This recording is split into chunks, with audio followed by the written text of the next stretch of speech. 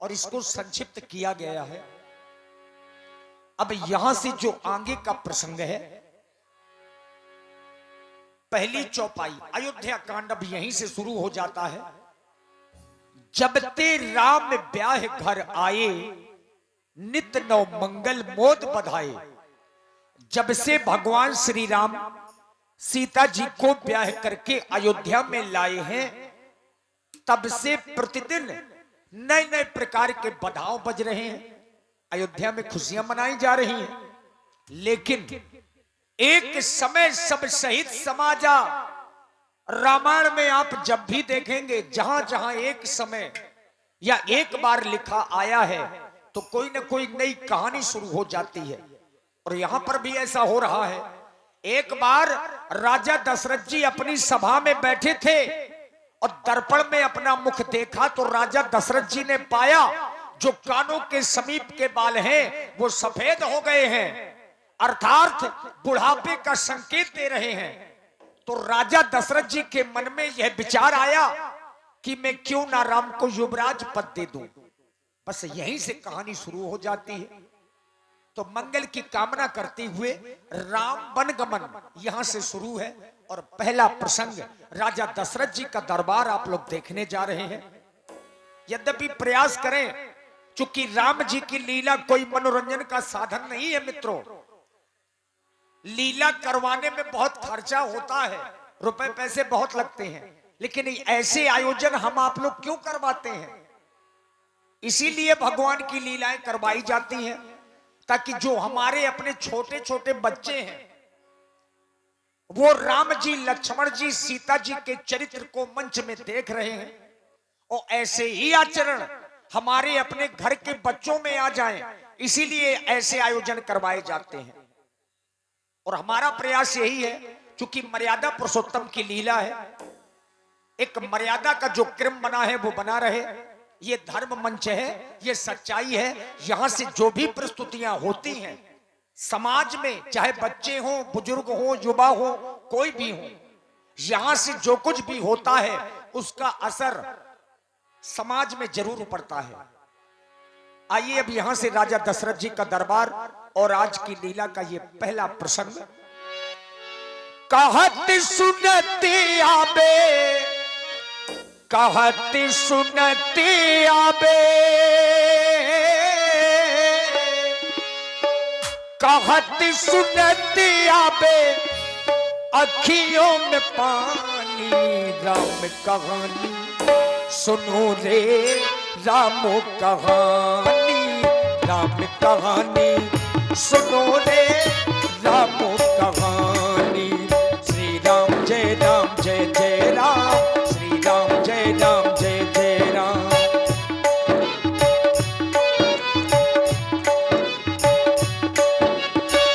कहत सुनते आबे, कहत सुनते आबे, अखियों में पानी। राम कहानी सुनो रे, राम कहानी, राम कहानी सुनो रे, राम कहानी। श्री राम जय जय राम। दशरथ के राज दुलारे, कौशल्या की आंख तारे। दशरथ के राज दुलारे, कौशल्या की आंख तारे। वो सूर्य वर्ष के सूरज, रघुकुल के उजियारे। राजीव नयन बोले, हो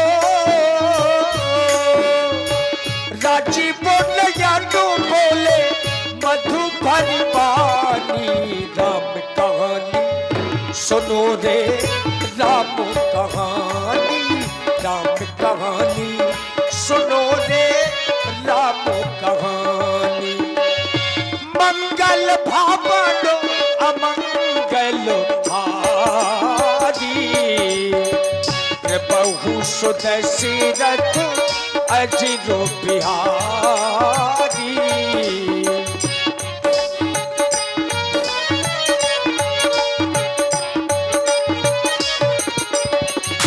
जब तेरा मो, जब तेरा मो ब्याहे घर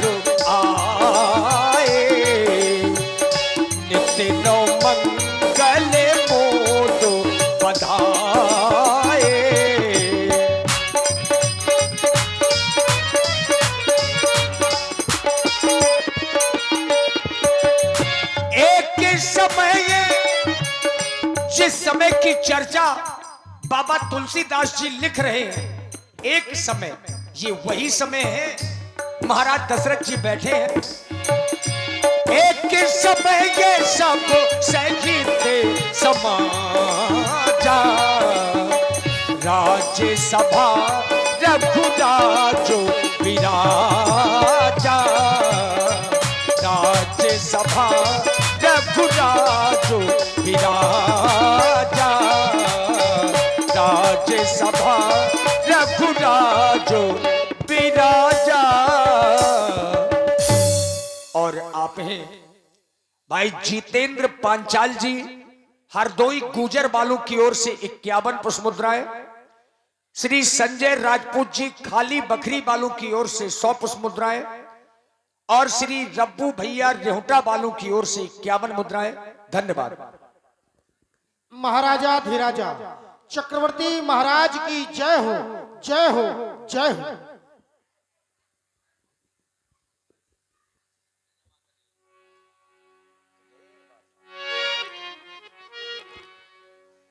मंत्रियों में श्रोमणी महामंत्री सुमंत्र जी, जब ते राम व्याय घर आए, नितनो मंगल मोद बधाए। जब से हमारे बेटे राम का विवाह होकर के अयोध्या में आया है, तब से हमारी अयोध्या में अनेक प्रकार की खुशियां मनाई जा रही हैं, बधावे बज रहे हैं। हमारी अयोध्या प्रसन्न और सुखमय अपना जीवन यापन कर रही है। आज हम तब से लेकर के आज हम राज दरबार में बैठे हैं, और जब जब भी हम राज दरबार में बैठते हैं तो इस राज सिंहासन में बैठ करके हम अपने मंत्रियों को और अपनी प्रजा को एक नया संदेश दिया करते हैं।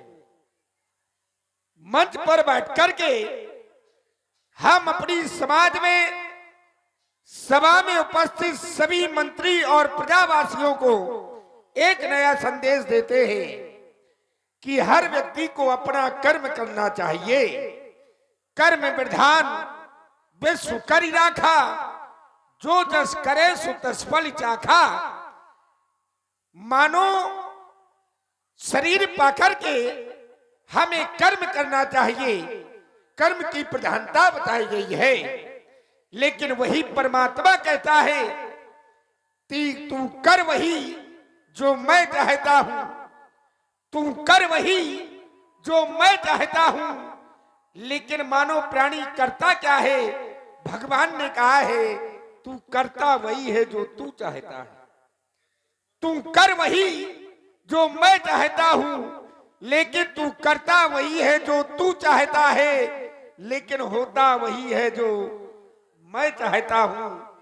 जब तक व्यक्ति कर्म करता है, लेकिन फल देने वाला वो ऊपर वाला है, परमात्मा है, तभी तो भगवान ने कह दिया कि तू कर वही जो मैं चाहता हूं, फिर होगा वही जो तू चाहता है।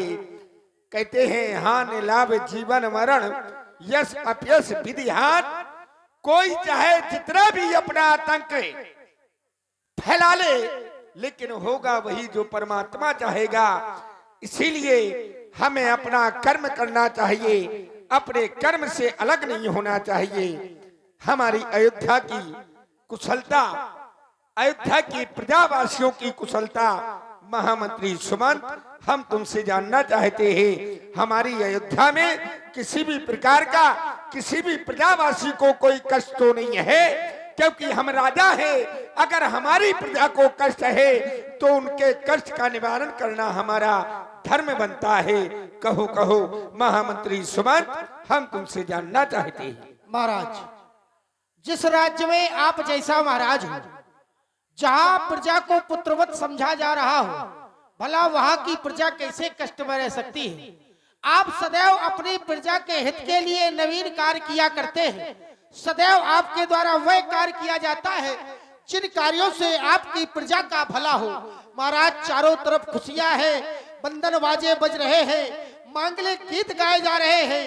अयोध्या चारों तरफ से खुशहाल है, केवल आपकी कृपा से महाराज, और आपकी जय जयकार कर रहे हैं। महामंत्री सुमंत, तुम्हारी इस बात को सुनकर के राजा दशरथ सोच ले कि इसमें बड़ाई राजा दशरथ की है, तो इसमें बड़ाई राजा दशरथ की नहीं है। अरे इसमें बड़ाई तो तुम लोगों की है। अरे राजा तो राज सिंहासन पर बैठ कर के आदेश करता है, कार तो तुम मंत्री करते हो। जिस तरह से कह दिया जाए कि बीड़ा का यदि सुर बिगड़े, बीड़ा का यदि सुर बिगड़े तो तंत्री दोषी होते हैं, और राजा का यदि शासन बिगड़े तो राजा नहीं, सीधे मंत्री दोषी होते हैं, मंत्री दोषी होते हैं। और जिस राजा के पास तुम्हारे जैसा मंत्री हो, जिसका नाम है सुमंत, सु धन मंत्र, सु माने सुंदर, मंत्र माने मंत्रा देने वाला, जिस राजा के पास सुमंत जैसा मंत्री होगा, भला उस राजा के राज्य की प्रजा को कभी दुख नहीं हो सकता। ओह, आज हम तुमसे चर्चा कर रहे थे, अचानक कुछ ऐसा लग रहा है कि हमने जो ये मुकुट पहना है, ये मुकुट कुछ टेढ़ा सा लग रहा है, बराबर शीश पर अभी वो बैठा हुआ नहीं है, क्योंकि विलंब हो रहा था राज दरबार में आने के लिए, इसीलिए जल्दी जल्दी मुकुट अपने शीश पर रख करके राज दरबार आ गया। हमें लगता है मुकुट हमारा कुछ टेढ़ा सा लग रहा है, जाओ दर्पण लेकर के आओ, हम इसी समय दर्पण में अपना मुख देख करके अपने मुकुट को सीधा करेंगे। राजा दशरथ जी ने ज्यों ही अपना मुख दर्पण में देखा, राय सुभाए मुकुर कर लीना, बदन बिलो की मुकुट सम कीना। मुकुट बराबर किया और तभी महाराज का ध्यान कानों के समीप के बालों में गया। श्रवण समीपे भये सित के सा, मनहु जरठपन अस ओपदेशा। महामंत्री सुमंत, दर्पण में अपना मुख देख करके हम अपने ताज को सीधा कर रहे थे, अचानक दृष्टि हमारे कानों के समीप के बालों पर पहुंच गई। हमने देखा क्या, मनहु जरठपन अस उपदेशा, श्रवण समीप भय श्रुत कैसा। हमारे कानों के समीप के बाल श्वेत हो गए हैं, यानी कि सफेद हो गए हैं, और ये जब बाल सफेद हो गए हैं तो मुझे उपदेश दे रहे हैं, कह रहे हैं राजा दशरथ, अब तेरा चौथापन आ गया है, अब तू वृद्ध हो गया है, अब तू राजपाट करने लायक नहीं है। सत्य है, जब कोई भी राजा वृद्ध हो जाता है तो उसको अपना राजपाट सब कुछ छोड़ करके श्रीमन नारायण का भजन करने के लिए वन में चला जाना चाहिए। मन में एक अभिलाषा उठ रही है, इस अभिलाषा को लेकर के हम गुरु सदन जाएंगे। आज का दरबार यहीं पर समाप्त कर दिया जाए। जो आज्ञा। रात ढलती नहीं, दिन भी निकलता नहीं, उसकी मर्जी बिना पत्ता हिलता नहीं। रब जो चाहे वही तो होना है, रब जो चाहे वही तो होना है। आदमी खिलौना है, आदमी खिलौना है। हो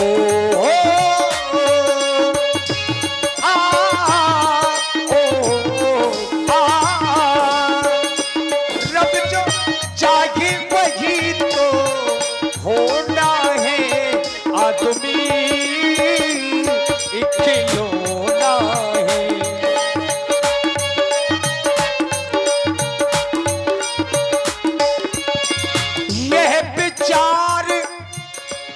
यह विचार उर आनिद्र पे सुदिन सुओ सर पाई। प्रेम पुलक तन मुदित मन गुरु ही सुनायऊ जाई। गुरुदेव भगवान के श्री चरणों में सेवक दशरथ का प्रणाम स्वीकार हो।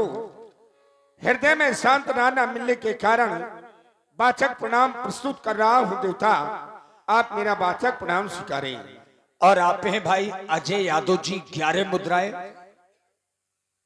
रिंकू दादा 11 मुद्राएं और बाबू यादव जी आप लोग मकरेचा से पधारे हैं। आप तीनों लोगों की ओर से 11-11 मुद्राएं और भाई विकास यादव जी अतरा से 11 मुद्राएं आपकी ओर से व्यासपीठ के सभी कलाकारों के लिए साधुवाद। आपकी वंदना करना चाहता हूं और आपको प्रणाम के माध्यम से अपने हृदय का हाल बताना चाहता हूं। करूं वंदना, करूं वंदना मेरी ओर निहारो, करूं वंदना मेरी ओर निहारो। गुरुजी पधारो पधारो आसन संभालो।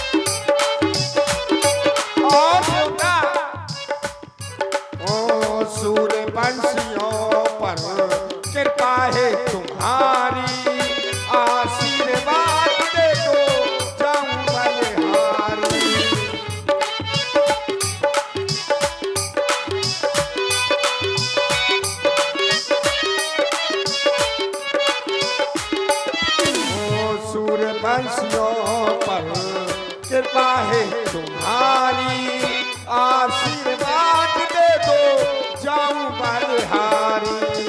ज्ञान के धुरीर मुनिवर, ज्ञान के धुरीर मुनिवर कृपा चरण धारो। ज्ञान के धुरीर मुनिवर, ज्ञान के धुरीर मुनिवर कृपा चरण धारो। गुरुजी पधारो पधारो आसन संभालो।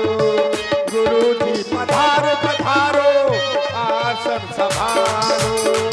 करूं वंदना मेरी ओर निहारो, करूं वंदना मेरी ओर निहारो। गुरुजी पधारो पधारो आसन संभालो।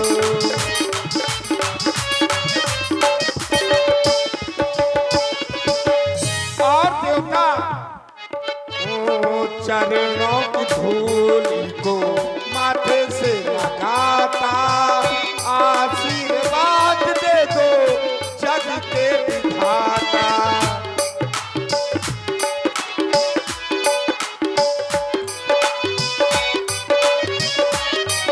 आपको तो संसार का विधाता कहा गया है, यहाँ तक कि कहा गया गुरु ब्रह्मा गुरु विष्णु गुरुर्देवै महेश्वरा, गुरु साक्षात परब्रह्म तस्मै श्री गुरुवे नमः। ओ चरणों की धूल को माथे से लगाता, आशीर्वाद दे दो जग के विधाता।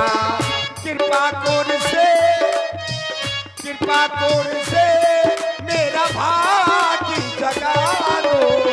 कृपा कोर से मेरा भाग्य जगा दो। गुरुजी पधारो पधारो आसन संभालो। गुरुजी पधारो पधारो आसन संभालो। करूं वंदना मेरी ओर निहारो, करूं वंदना मेरी ओर निहारो। गुरुजी पधारो पधारो आसन संभालो। गुरुजी पधारो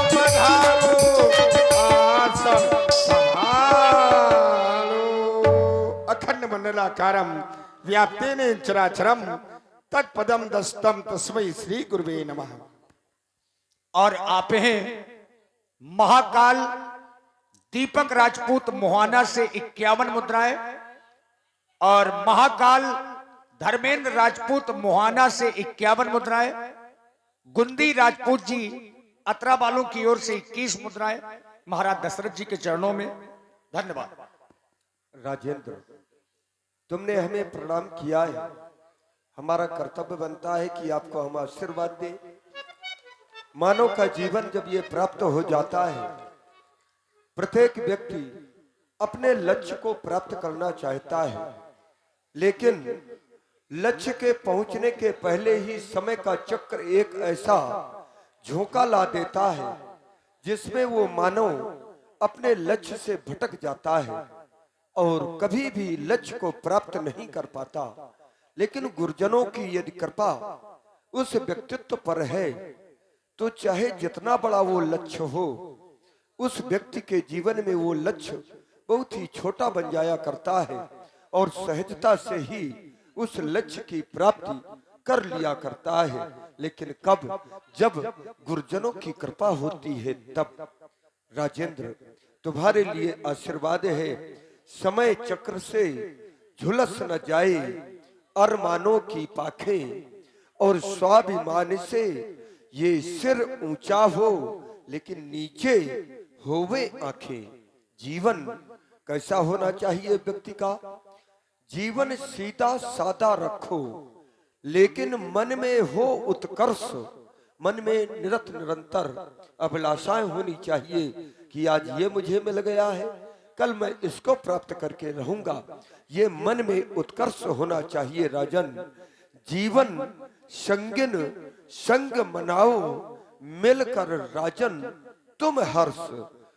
दूसरी की नारी को अपनी बहन और बेटी के सदृश जब व्यक्ति समझेगा तो स्थितियां उसके जीवन में ये आ जाएंगी कि चिर स्नेह रस बहे निरंतर, मंगल दीप अभय हो और पड़े तुम्हारे जब चरण जिस तरफ तो वो तो सन्मुख खड़ी विजय हो। ऐसे व्यक्तित्व के जीवन में साक्षात सामने आकर के विजय उसका स्वागत किया करती है। राजेंद्र, तुम्हारे जीवन में मंगल की कामना करते हैं। गुरु सदन में आने का क्या कोई विशेष हेतु है? आप स्पष्ट करें, हम जानना चाहते हैं। हे देवता, आप करें कि राजा दशरथ गुरु सदन आए हो, क्या कारण है? हे देवता, जब मैं आपके समीप में आया था, जब मेरे कोई संतान नहीं थी, आपकी कृपा से मुझे 4 पुत्रों की प्राप्ति हो गई। 4 पुत्रों की प्राप्ति ही नहीं, आपकी कृपा से मेरे घर में 4 बहुएं आ गई, 4 पुत्रों का विवाह हो गया। आपकी कृपा से मेरे पास सब कुछ है देवता, बस मेरे मन में एक अभिलाषा ने जन्म लिया है। अब अभिलाष एक मन मोरे, पूजिए नाथ अनुग्रह तोरे। वो अभिलाषा आपके द्वारा ही पूर्ण होनी है देवता। आप कहें तो वो मैं अभिलाषा आपके श्री चरणों में प्रस्तुत करना चाहता हूं भगवान। राजेंद्र, तुम ये कह रहे हो कि मेरे जीवन में एक नवीन अभिलाषा ने जन्म लिया है और वो अभिलाषा जब आपकी कृपा हो जाएगी तो निश्चित है कि वो पूर्ण हो जाएगी। लेकिन मैंने ये जाना है कि आपका नाम और जिसका ये प्रभाव है कि अभिलाषा यद्यपि मन में जन्म तो लेती है लेकिन फल पहले ही प्रकट हो जाया करता है। राजन, राउर नाम जस सब अभिमत दातार, फल अनुगामी महिप मनि मन अभिलाष तुम्हार। लेकिन ये कह रहे हो कि नहीं, ये जो अभिलाषा है ये तुम्हारी कृपा से ही पूर्ति होगी, तो निश्चित है कि ये कोई विशेष अभिलाषा होगी। मैं जानना चाहता हूँ वो कौन सी अभिलाषा है, आप व्यक्त करें। श्रवण करें देवता। मेरा बेटा राम सब विधि से लायक हो गया है, भयं राम सब विधि सब लायक, सब विधि से लायक हो गया है। ये अयोध्या की प्रजा राम को इस तरह से चाहती है देवता, जिस तरह से राम को स्वयं मैं चाहता हूं। संतों की समाज राम को इस तरह से चाहती है देवता, जिस तरह से राम को स्वयं आप चाहते हैं। अब मेरा चौथापन आ गया है, अयोध्या का राजपाट अब मुझसे संभाला नहीं जा रहा देवता। सुने मेरी अभिलाषा क्या है। हे देवूतरिता अब जाता है, ये सिर से प्रेत जवानी का, देखिए सूखता अब जाता है, अब अपना खेत जवानी का।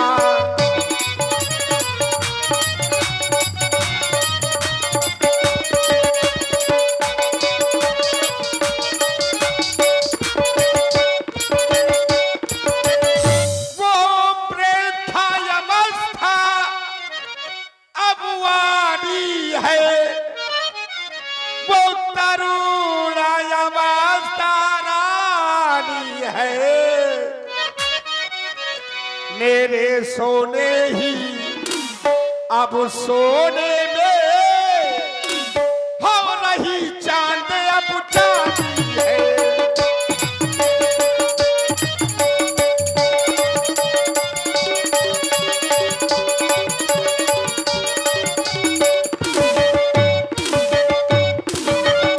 मेरे पास सब कुछ है देवता, अब मेरा बुढ़ापा गया है तो चाहता क्या हूं, पिछले पुरखों की करे नाथो,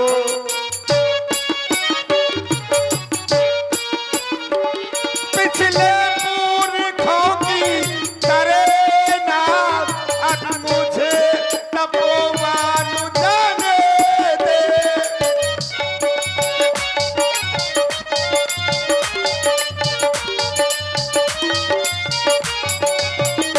पिछले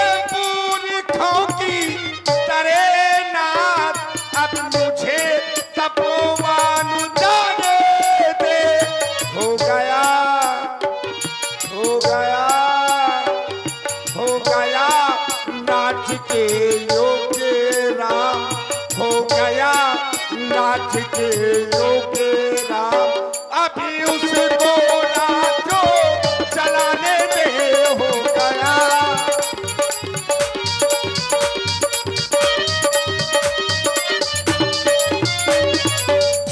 नाथ राम करिए जो विराजू, कहिए कृपा करिए समाजू। मैं राम को अयोध्या का युवराज बनाना चाहता हूं, बस यही अभिलाषा लेकर के मैं आपके यहाँ प्रस्तुत हुआ था देवता। राजेंद्र, तुम्हारी सब बातें सही है। तुमने ये कहा कि राम को मैं अयोध्या का युवराज पद देना चाहता हूं, बहुत ही अच्छा ये विचार है तुम्हारा, लेकिन अब लेकिन लग गया इसमें, तो लेकिन कोई विशेष होगा, लेकिन इसलिए लगाना पड़ा। तुमने कहा कि पिछले पुरखों की तरह मुझे तपोवन जाने दे, वन में मुझे जाने दे। और एक राजाओं में ये नीति भी है कि चौथे वन जाइए नृप कानन। जब बुढ़ापा आ जाए तो राजाओं का कर्तव्य बनता है कि उनको वन प्रखंड को चला जाना चाहिए, वानप्रस्थ आश्रम को ग्रहण करना चाहिए। क्यों? क्योंकि वहां जाकर के परमात्मा की उसे प्राप्ति करनी होती है।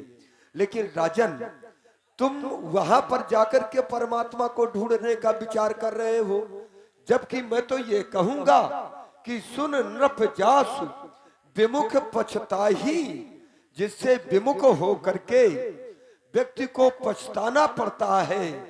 जासु भजन बिन जरन न जाही, जिसके भजन के बिना मन को शांति नहीं मिलती। भयउ तुम्हार तनय सोई स्वामी, राम पुनीत प्रेम अनुगामी। प्रेम का अनुगमन करने वाला वही तो तुम्हारा पुत्र बन करके आया है, जिसको तुम वहां वन में खोजने जा रहे हो। तुम्हारे लिए तो वही स्थिति हो जाएगी कि कस्तूरी कुंडल बसे और मृग ढूंढे वन माही। तो राजन, अब तुम वन में ना जाओ, अब घर में ही रह करके बनो, यहीं पर बनो, यही उचित है। बाहर जाने की आवश्यकता नहीं है, क्योंकि पूर्व जन्म में इतनी तुमने तपस्या की है, इतने पुण्य अर्जित किए हैं कि अब तुम्हें और पुण्य अर्जित करने की कोई आवश्यकता नहीं है। रही बात राम को अयोध्या के युवराज पद पर आसीन करने की, तो ये विचार उत्तम ही नहीं अति उत्तम है। अगर कह दूं कि अति उत्तम, तो अति उत्तम ही नहीं, ये विचार तो सर्वोत्तम है। और इस शुभ कार्य में विलंब नहीं होना चाहिए। वेग विलंब न करिए नृप, साजिए सबुई समाज। और वही दिन सुंदर दिन होगा, वही समय सुमंगल होगा। कब? जब राम हो ही जुबराज। जिस समय तुम्हारे राम अयोध्या के युवराज बनेंगे, वही दिन सुंदर दिन होगा। और आप हैं पलक और बंधन जो गुटकुवारा से हैं, सम्मत प्राप्त हो चुकी है।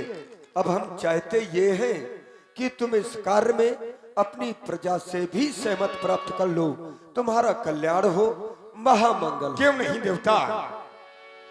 मुदित महीपति मंदिर आए, सेवक सचिव सुमंत्र बुलाए।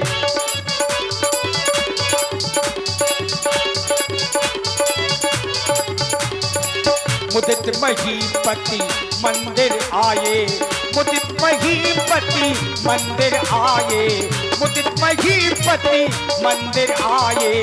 सेवक सचिव सुमंत्र बुलाए, सेवक सचिव सुमंत्र बुलाए।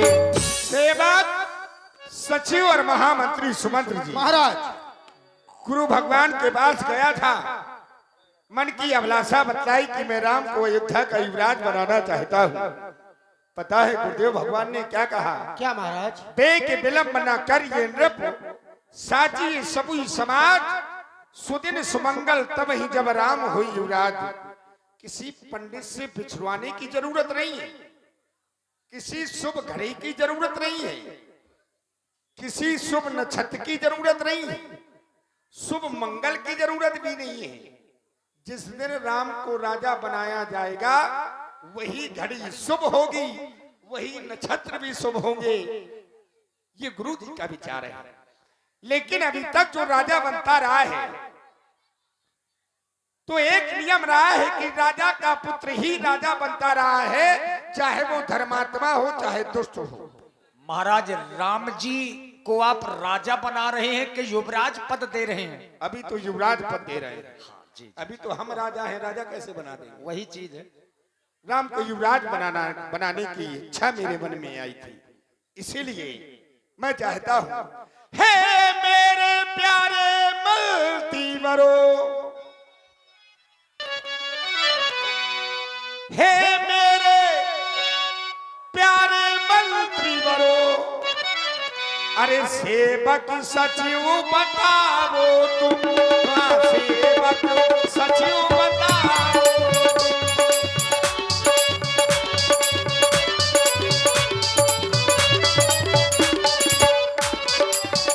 हाँ सेवक सचिव बताओ तुम, हाँ सेवक सचिव बताओ तुम।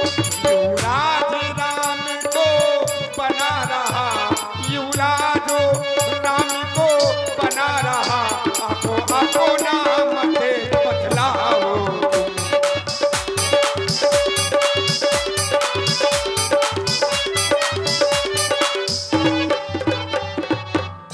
तुम लोगों का भी मैं मत जानना चाहता हूँ। जो पाछे मत लागे नीका, तो करऊं हरस ये राम टीका।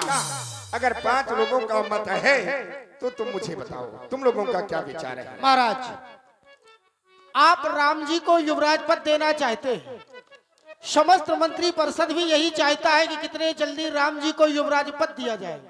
भगवान, मंत्री परिषद सचिवों का यही मत है कि वो चाहते हैं कि राम जी को युवराज पद दिया जाए। क्यों नहीं, तुम लोगों का विचार है, अच्छा लगा। हमारी अयोध्या की प्रजा से भी जानो, क्या ये लोग चाहते हैं सब कि अयोध्या की युवराज राम हो जाए कि नहीं? जाओ। ठीक है महाराज। समस्त प्रवासियों को आज एकत्रित किया गया है केवल इसलिए कि महाराज ये जानना चाहते हैं कि राम जी को युवराज पद दिया जाए या नहीं। यदि दिया जाए तो जोर से एक बार तालियां बजाकर अपनी सहमति प्रदान करें। राम जी राजा बने या ना बने? नहीं चाहतेगा कि राम जी राजा इतनी बने? जोर से ना बजा, मैं बहरा पड़ जाऊंगा। हमें तो ये समझ में नहीं आता कि राम राज्य भी कम लोग चाहते हैं, सब लोग नहीं चाहते हैं। बहुत से लोग कैसेट डांस को चाहते हैं। तो वो कैसेट डांस काम थोड़ी आने वाला है। लेकिन हमारी अयोध्या एक बार जोर से ताली बजाएं सभी लोग। महाराज ये देखिए, सारी प्रजा भी चाहती है कि राम जी को जल्दी से जल्दी युवराज पद दिया जाए। क्यों नहीं, मैं तो जानता था कि अयोध्या की जो हमारी प्रजा है राम को बहुत स्नेह करती है, बहुत चाहती है। तुम्हारे लिए हमारा एक आदेश है। कहे महाराज। तुम गुरु सदन चले जाओ, गुरुदेव भगवान से कह देना कि महाराज ने कहा है कि रात तिलक में कौन कौन सी वस्तुएं लगनी है, सो एक तालिका में अंकित करवा करके ले आना। और कह देना कि महाराज ने आपके श्री चरणों में एक निवेदन किया है। निवेदन ये है कि राम के भवन को चले जाएं। मेरा बेटा राम अभी अबोध है। राजा के क्या नियम और संयम होते हैं ये राम को मालूम नहीं है, इसलिए वहां जाकर के राम को राजा के नियम और संयम के बारे में बतला दे। हमारे आदेश का तो शीघ्र पालन किया जाए। जो आज्ञा भगवान, आप जाए, मैं जा रहा हूँ गुरु सदन की ओर। हर्ष मुनि से कहो मृदु बानी,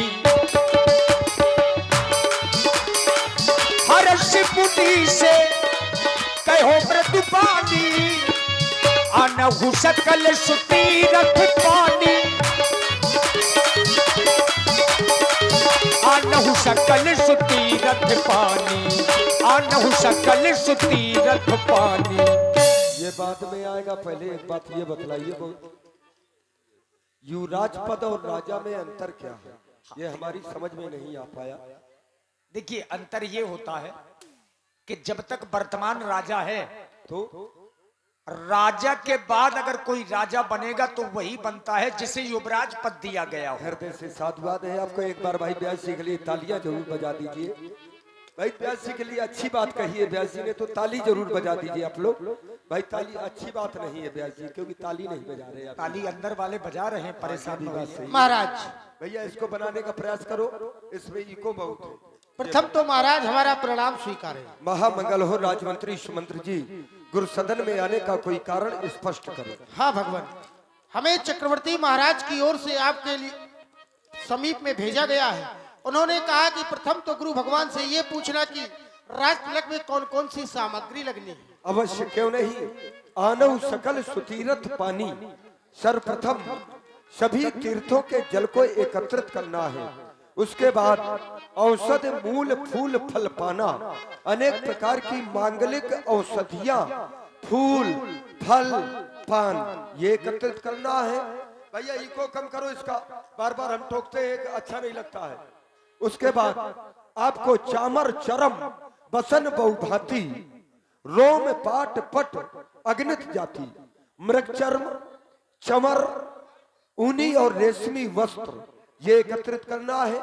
सफल रसाल पूग फल केरा आम सुपारी और केले के वृक्षों को फलों के सहित और रोपहु बीथिन पुर चहु फेरा, अयोध्या की प्रत्येक गलियों में उनका रोपण करना है और बाजार को पूर्ण रूप से सजाना है।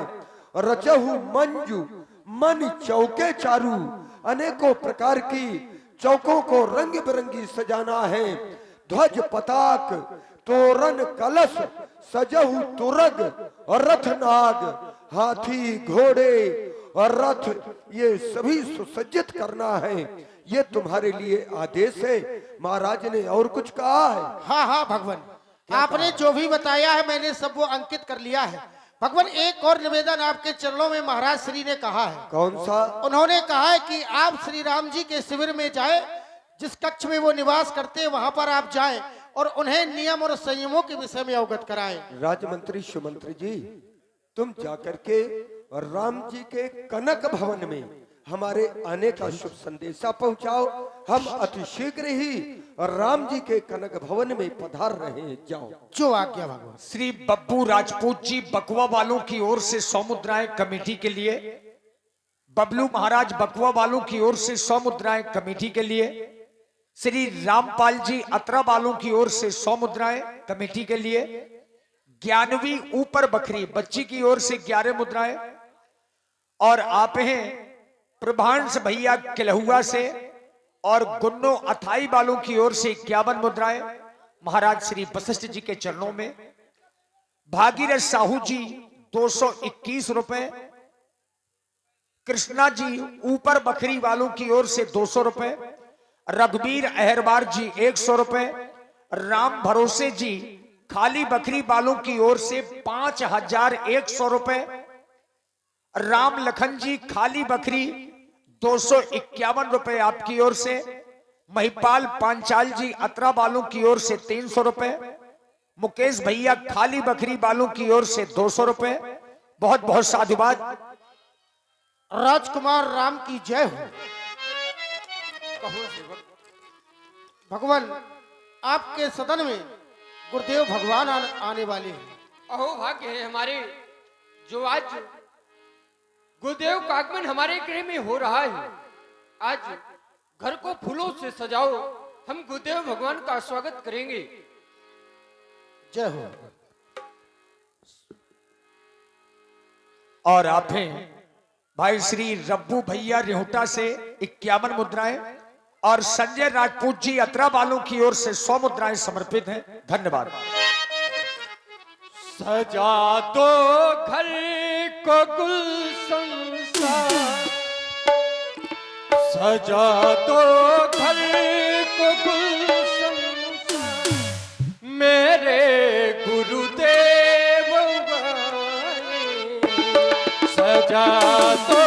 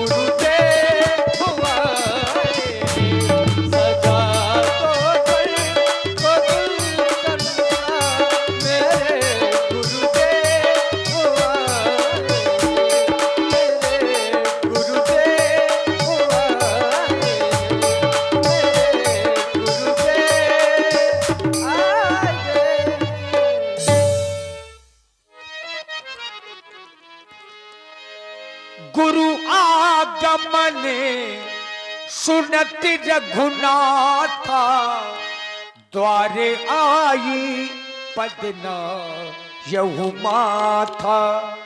सादर अरघे दे घर आने, सोरे भांति पूजो सनुमाने। सादर अर्घ गहे चरणों सिय सहित बहोरी, बोले राम कमलो कर जोरी।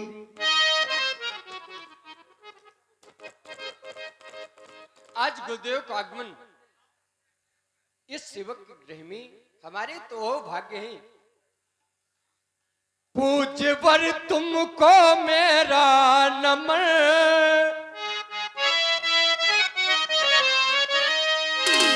पूज्यवर तुमको मेरा नमन, पूजता तुमको धरती गगन। पद्म वंदन करूं अभिनंदन करूं, पूज के चरणों में मन मगन। हो पूज्यवर तुमको मेरा नमन, पूजता तुमको धरती गगन। पद्म वंदन करूं अभिनंदन करूं, पूज के चरणों में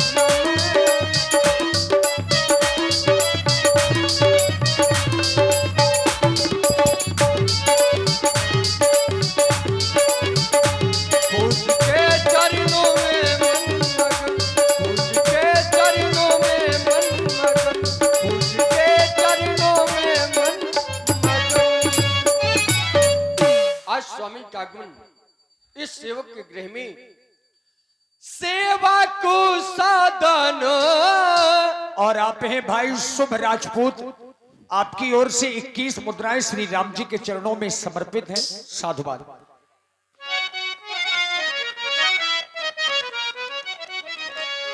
सेवा को साधन स्वामिया का मानू।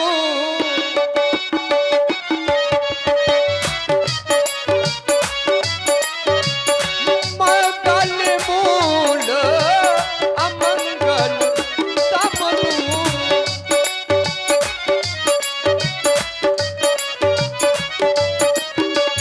तथापि उचित जनु बोल सप्रीति।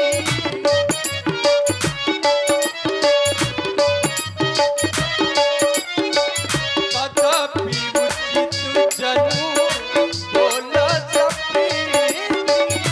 पठय काज नाथ असुनीति।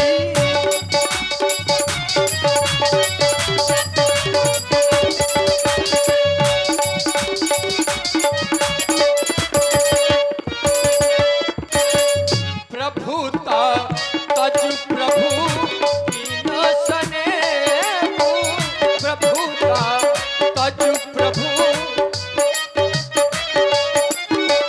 भयहु पुनीत आज मम केहु। भयहु पुनीत आज मम केहु। भयहु पुनीत आज मम केहु। स्वामी का आगमन इस सेवक के गृह में मंगलों का मूल और मंगल का नाशक है। यदि मेरी जरूरत थी नाथ, आप वहीं पर बुलवा लेते। ये केवल राम की ही बाड़ी हो सकती है कि कोई आवश्यक कार्य था तो गुरुसदन में किसी सेवक को भेज करके बुला सकते थे। आप स्वयं यहाँ पर मेरे महल में आकर के मुझ पर कृपा की। ऐसा भला तुम क्यों ना कहोगे राम, कस न तुम कहु अस, क्योंकि हंस वंश और तंस तुम्हें सूर्यवंश का भूषण होने का गौरव जो प्राप्त है। धर्मात्मा राम, तुम्हारे महलों में आने का एक ही कारण है। तुम्हारे पिता श्री महाराज दशरथ जी तुमको अयोध्या का युवराज पद देना चाहते हैं। भूप सजेव अभिषेक समाजू, चाहत देन तुम्हें जुब राजू। तो राम करहु सब संजम आजू, यही विधि कुशल निबाहे काजू। तुम्हें वो सारे नियम और संयम करने हैं जिससे कि विधाता निर्विघ्नता पूर्वक ये कार्य को संपन्न कर दे। तुम्हें और देवी सीता को व्रती रहना, उपवास करना है।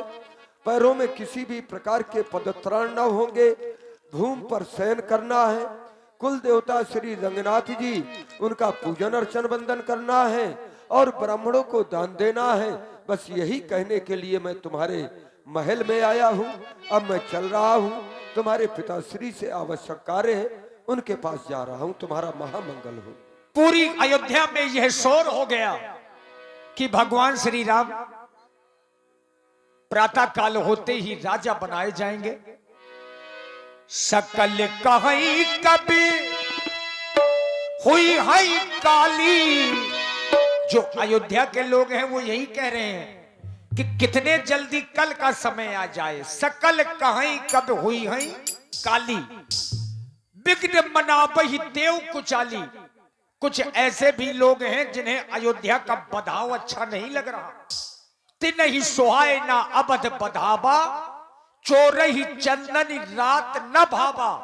जैसे चोरों को चांदनी रात अच्छी